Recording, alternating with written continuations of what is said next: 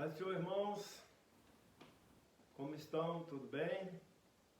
Vencendo com a graça do Senhor? Estamos aqui novamente para mais um estudo da Palavra do Senhor, mais um tema, nesta terça-feira, esperando que a bênção do Senhor esteja sobre cada um dos irmãos. É sempre um prazer poder estar juntos, mesmo que distantes, mas no Espírito estarmos em comunhão, esperando no Senhor para vencermos estas adversidades do momento. Hoje gostaria de compartilhar com vocês um estudo objetivo da Palavra de Deus sobre o cuidado pessoal, o cuidado que cada um de nós deve ter consigo mesmo. Esse é um texto bíblico, o apóstolo Paulo deixou recomendações sobre isso e eu gostaria de poder explorar um pouquinho junto com vocês nesse tema. Está em 1 Timóteo, capítulo 4, versículo 16. Tem cuidado de ti mesmo e da doutrina, persevera nestas coisas, porque fazendo isto te salvarás, tanto a ti mesmo como aos que te ouvem. Desse versículo eu gostaria de pensar somente a primeira sentença do versículo. Tem cuidado de ti mesmo. Vivemos num momento em que a tônica maior é cuidado. Cuidado em todos os sentidos. Cuidado no sair, cuidado no entrar, cuidado em como se comportar lá fora, cuidado com a máscara, cuidado com o álcool gel, cuidado com mais não sei o que, cuidado com a distância. E esses cuidados, segundo as orientações médicas e as prescrições da ciência, esses cuidados nos trazem benefícios para o momento da pandemia que estamos vivendo. Pensando nisso, lembrei-me desta palavra do apóstolo São Paulo, escrevendo a Timóteo, e ele disse: tem cuidado de ti mesmo. Tem um sentido muito importante porque enquanto não cuidarmos de nós mesmos, dificilmente nos preocuparemos com os outros. Precisamos, antes de tudo, saber cuidar de nós mesmos. Para que se possa cuidar bem, ou para que nós mesmos possamos cuidar bem de nós, é preciso que conheçamos bem aquilo que devemos cuidar. Para que o homem possa cuidar-se bem, é preciso que ele tenha um conhecimento profundo, um conhecimento razoável de quem ele é, do que ele é, para que ele trabalhe com objetivo nesse cuidado. Existe uma frase muito antiga dos filósofos: conhece-te a ti mesmo. É de autoria questionável essa frase, com muitas indicações para Sócrates, filósofo grego que viveu de 470 a 390 a.C., e que deixou essa mensagem que norteou muitos filósofos da sua época, e eu acho interessante fazer uma conexão desta mensagem filosófica com o texto profundo, bíblico, espiritual, real, que Paulo deixou para Timóteo. Conhece-te a ti mesmo. É uma expressão. Às vezes nos encarregamos de cuidar de alguém, ter cuidado de alguém, sem primeiro tomar conhecimento de todos os detalhes deste alguém que devemos cuidar. Às vezes também nos encarregamos de cuidar da vida dos outros, a quem conhecemos bem menos do que a nós mesmos. Quando Paulo instrui Timóteo a cuidar de si mesmo, ele está deixando bem claro que é preciso, antes de tudo, entender que antes de cuidar de qualquer uma outra pessoa, nós temos que cuidar de nós mesmos. Tem cuidado de ti mesmo. Quanto mais profundamente conhecermos, mais detalhadamente podemos cuidar. Isso é uma lógica funcional. Se conheço em parte eu cuidarei. Se conheço profundamente eu cuidarei. Se tenho mais intimidade, mais facilidade de entender a pessoa a quem eu estou cuidando, com mais presteza eu irei cuidá-la.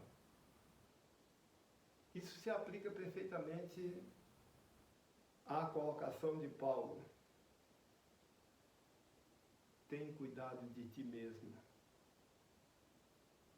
Nesse texto de 1 Timóteo capítulo 4, 16, Paulo focou que Timóteo cuidasse primeiramente de si. Isso quer dizer que ele conhecesse a si mesmo, que ele tivesse condições de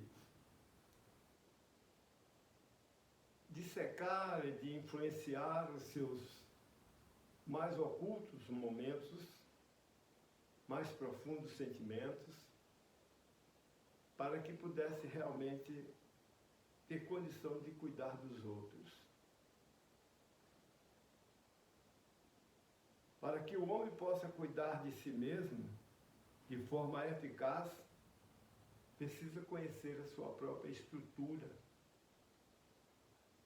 Só conhecendo as estruturas, as condições, a estabilidade, os possíveis momentos em que podemos nos desajustar, podemos perder a calma. Só conhecendo esses pontos é que nós podemos oferecer para nós mesmos os cuidados na ordem diretamente proporcional do que interessa para a nossa vida.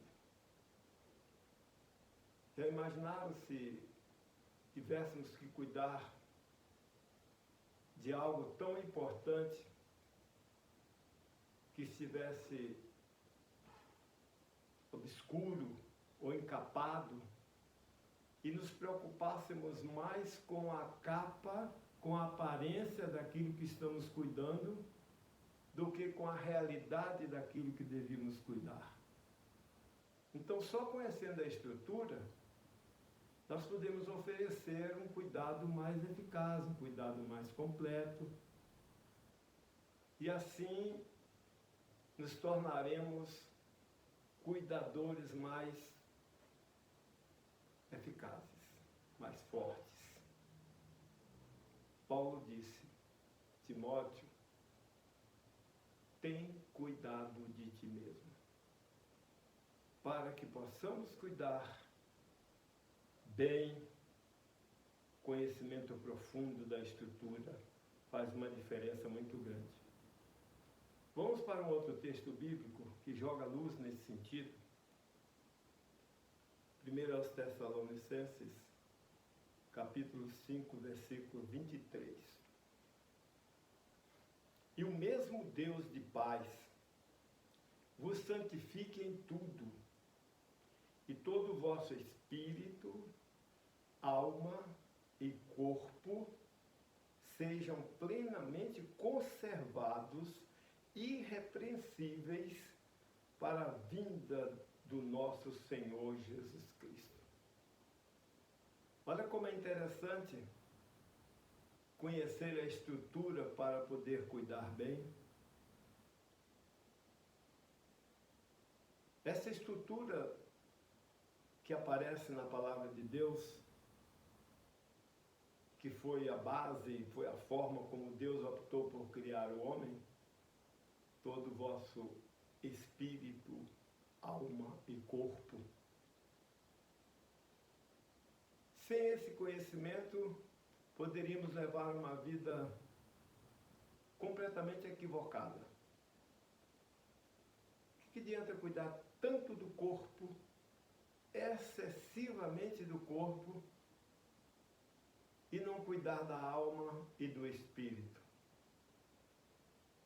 Como poderemos cuidar bem da alma e do espírito se não cuidarmos do corpo, que é o tempo provisório onde está habitando a alma e o espírito? Então veja que quanto mais nos aprofundamos no conhecimento da estrutura nossa mesma, nós estaremos nos proporcionando a possibilidade de cuidar de nós mesmos da melhor forma possível. Por isso que Paulo deixou claro: todo o vosso espírito, alma e corpo sejam plenamente santificados. É bom quando trabalhamos nesta vida, vivemos aqui de uma forma bem equacionada, bem equilibrada, entre corpo, alma e espírito. Isso é importante. Nem sempre as declarações filosóficas dos gregos antigos têm razão completa para nós. Como, por exemplo, mente sana incorpora sano. Nem sempre uma mente sã ocupa ou só habita em um corpo são. Há momentos em que o corpo está doente, está se desfazendo até, com tanta dor, com tanto sofrimento, mas a alma, o espírito, que ainda estão neste corpo, tem perfeita harmonia, tem perfeita qualidade.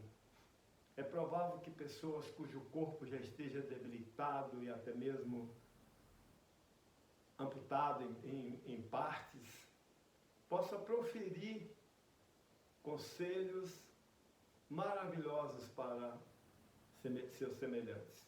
Por quê? Porque o que interessa para nós é saber cuidar de nós mesmos, cuidando da nossa estrutura na sua forma prioritária, dando maior valor para aquela parte que é mais importante do nosso ser. Todo o vosso espírito, o espírito é a parte imaterial do homem, composto de alma e espírito. O homem, corpo, alma e espírito. O corpo é a parte material, é isso que nós vemos, é isso que nós podemos tocar. Mas nesse corpo habita o ser imaterial, formado por alma e espírito, de uma forma tão profunda que a melhor ilustração que se poderia fazer de alma e espírito, visto que há dificuldades de aceitarmos esses dois seres como isolados um do outro, mas a melhor ilustração seria uma moeda cujo lado é alma e o outro é espírito. Inseparáveis. Não tem como separar por vias naturais a alma do espírito. A palavra de Deus declara que ela própria, que age como uma espada do espírito, é capaz de fazer a divisão e até a divisão entre a alma e o espírito.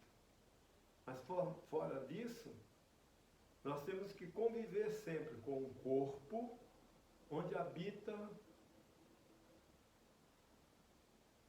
alma e espírito, formando um só complexo.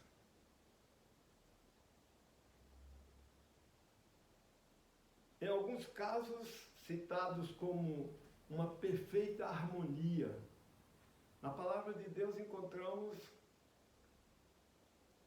no livro de Lucas, no capítulo 1, versículo 46,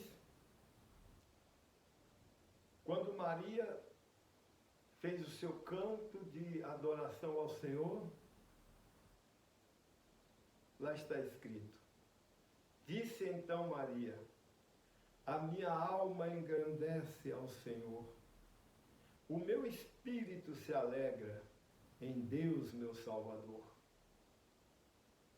Percebemos aí claramente que existe uma ação para a alma, uma ação para o espírito, porém numa sincronia muito grande, formando quase que uma unidade. O espírito é proveniente do sopro divino. Portanto, o espírito é eterno, proveniente do sopro divino. Esse mistério continua. Espírito intimamente ligado à alma. Nos registros bíblicos que tratam do homem depois que parte desta vida, isto é, depois que deixa este corpo, ora é tratado como alma, ora tratado como espírito. A Bíblia diz que o corpo desce ao pó e o espírito volta para Deus, que o deu. Aponta também a Bíblia que quando João teve a revelação, ele viu debaixo do altar as almas daqueles que foram degolados, perseguidos, mortos durante a grande tribulação. Isso para mostrar que alma e espírito, depois que deixarmos este corpo, passam a ser tratados como a única parte imaterial do homem que permanece para sempre. O nosso espírito é onde o Espírito de Deus se comunica conosco. Em Romanos, no capítulo 8, versículo 16, está escrito: o mesmo Espírito testifica com o nosso espírito que somos filhos de Deus. O mesmo Espírito, em letra maiúscula, o Espírito de Deus testifica com o nosso espírito que somos filhos de Deus. Então, o Espírito de Deus, quando habita no homem, habita no seu espírito. Quando influencia esse homem, influencia o seu espírito. O espírito do homem, influenciado pelo Espírito de Deus, determina ações para a alma, que por sua vez usa o corpo nos seus sentidos para desenvolver o que o Espírito de Deus influenciou a alma E o corpo vai desenvolver e mostrar isso nos seus relacionamentos. Um espírito influenciado pelo Espírito de Deus, um espírito de homens influenciados pelo Espírito de Deus, vai refletir em uma alma que se manifesta perante o convívio deste homem de forma totalmente denunciante da ação do Espírito de Deus.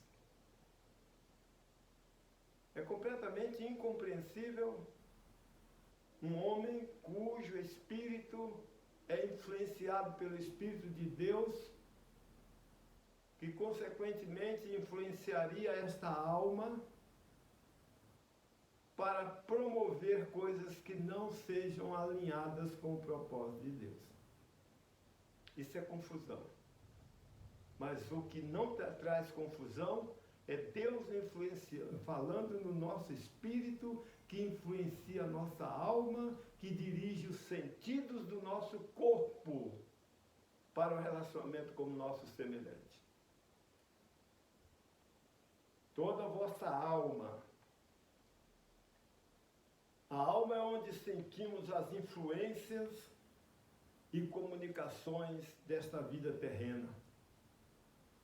É na alma que nós presenciamos as coisas agradáveis e desagradáveis.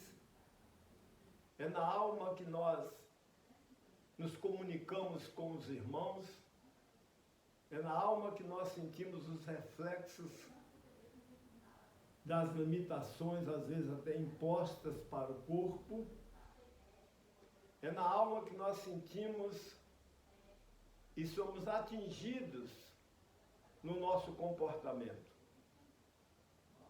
Veja que nós vivemos agora, nesses dias, um momento bem propício para ilustrarmos isso que vivemos. Quantas pessoas estão com a alma amargurada, tristes, porque fisicamente tiveram que se separar, tiveram que se afastar, se encontram, não pode abraçar. Isso tudo é atributos dados para a alma, o prazer que temos da nossa existência, que será manifesto através do corpo, porque a nossa alma tem prazer em fazer isso. Mas, por outro lado, mesmo que estejamos tolhidos dessa liberdade de expressar através do corpo os desejos da nossa alma, o nosso espírito pode estar bem com Deus, porque nós nos comunicamos com o nosso espírito e o Espírito de Deus. Mateus, o capítulo 26, versículo 38. Então lhes disse: a minha alma está cheia de tristeza até a morte. Ficai aqui e vigiai comigo. Jesus, 100% homem, 100% Deus, deixou expressões que confirmam isso. A alma de Jesus estava triste, porque pelo seu espírito, ele sabia tudo que o aguardava e ele estava prevendo todos os acontecimentos, mas com a alma ele apelou para os seus discípulos: ficai aqui, velai comigo. E nessa mesma alma, ele sofreu a decepção de voltar e os seus discípulos estarem apáticos para o seu pedido. É muito importante conhecer a nós mesmos, para que possamos cuidar de nós mesmos. Temos cuidado de nós, colocando sempre na prioridade. O espírito deve estar pronto, o espírito deve estar aberto, propício para as influências do Espírito de Deus. A nossa alma deve estar disposta, pronta, para desempenhar e para influenciar o nosso corpo a desenvolver tudo aquilo que o Espírito de Deus, no nosso espírito, indica para uma vida feliz aqui na terra. E o texto ainda diz, além de dizer todo o vosso espírito, alma, ele diz também todo o vosso corpo.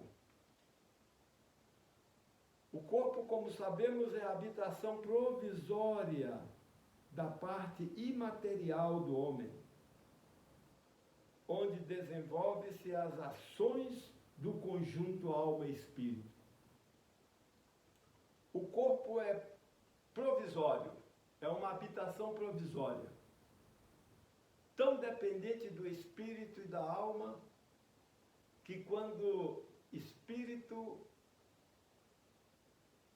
alma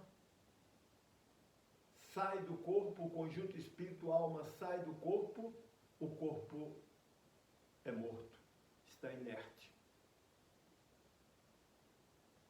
O apóstolo Pedro, na sua segunda epístola, capítulo 1, verso 13, disse: tenho por justo, enquanto estiver nesse tabernáculo, despertar-vos com admoestações, sabendo que brevemente hei de deixar esse meu tabernáculo, como também nosso Senhor Jesus Cristo já mo tem revelado. Está mostrando para nós aqui que ele deixaria o corpo. Esse conjunto para nós, revelado como alma, espírito, ou espírito e alma, deixará um dia esse corpo. Tabernáculo é uma expressão de coisas provisórias. Tabernáculo é uma residência passageira, provisória.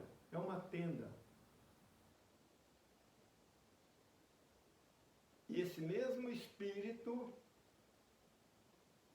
nosso, um dia, habitará em um corpo espiritual eterno, imutável, que não sofrerá nenhuma influência. Portanto, meus irmãos, tende cuidado de vós mesmos. Cuidai do vosso espírito. Alimentai o vosso espírito com uma comunhão constante com o Senhor Deus, através do Espírito Santo. Mantenham as vossas almas em um relacionamento fraternal, prazeroso, sabendo que isso não durará aqui para sempre. E cuidai bem do vosso corpo, tabernáculo. Nesse momento estamos com muita preocupação com cuidar do corpo. Porque é através do corpo que nós podemos ser úteis, ou também através dele podemos disseminar problemas para outras pessoas. Vale a pena se preservar, vale a pena preservar o corpo, principalmente em época de pandemia. Vale a pena saber onde entrar, como se relacionar. Mas, sobretudo, vale a pena e deve ser nosso alvo principal. Em momento algum, mesmo com perdas de seres que nos são tão caros e tão estimáveis, em momento algum, venhamos a descuidar do trato com o nosso espírito. Deus abençoe, irmãos. Eu gostaria que você me permitisse trazer uma orientação rápida, uma vez encerrada nossa reflexão bíblica. Nós estamos vivendo momentos de influências dos governantes sobre as nossas atividades eclesiásticas. Isso, num bom sentido, é proveitoso. Como se sabe, estamos já há quase 3 meses que não nos reunimos na igreja, principalmente os irmãos mais idosos. E, segundo divulgação dos órgãos de governo, aqui na nossa cidade teremos liberação para reuniões nos próximos dias. Porém, é preciso que se observe determinadas normas e, para tanto, eu queria pedir aos irmãos, atendam, principalmente os mais idosos, pessoal da minha turma. Mesmo liberado para reunião, nós não poderemos nos reunir. O decreto limita as pessoas com mais de 60 anos. Imagine eu com 70. Então eu queria pedir a meus colegas de idade, mesmo que os cultos serão reabertos em poucos dias, com muitas limitações, entre elas a não participação de quem tem mais de 60, eu queria pedir para os irmãos, deixe para quando você puder ir, sem nenhuma limitação, impostas por questões de saúde. Não vá ao templo agora, mesmo que haja culto, para não causar problemas com os que estão lá dirigindo e os que podem ir, para que não tenhamos problema com fiscalização. Vamos dar exemplo. Peço a todos os irmãos de mais de 60 anos que permaneçam no sistema de culto que nós estamos tendo.